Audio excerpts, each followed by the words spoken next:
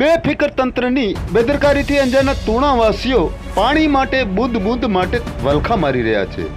આ વિકટ સમસ્યામાં મુખ્ય માર્ગો પર પાઇપલાઇનો લીકેજ થઈ રહી છે અને બીજી બાજુ તુણા ગામના લોકો પાણીની બૂંદ બૂંદ માટે તરસી રહ્યા છે।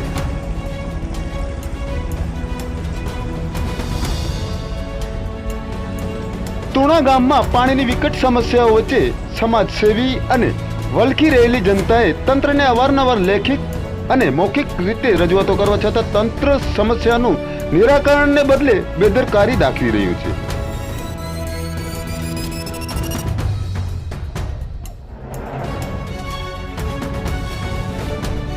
તુણા ગામમાં છેલ્લા ઘણા લાંબા સમયથી ગામમાં અમુક વિસ્તારમાં પાણી પહોંચતું નથી તો ઘણા વિસ્તારો પાઇપ લીકેજના કારણે પાણી શેરીઓમાં ફરી વળ્યાનું ચલચિત્રમાં સ્પષ્ટ જોઈ શકાય છે।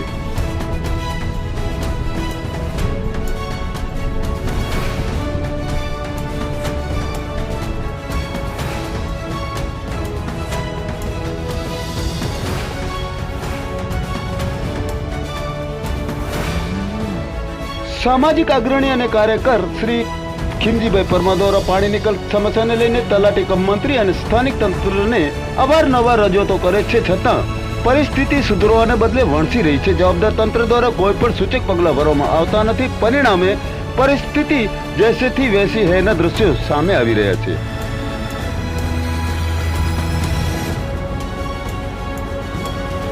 આ વચ્ચે સામાજિક કાર્યકર ખીમજીભાઈ પરમારે નિવેદનમાં જણાવ્યું હતું કે તુણા ગામમાં પાણી માટે હાહાકાર જેવી સ્થિતિ છે।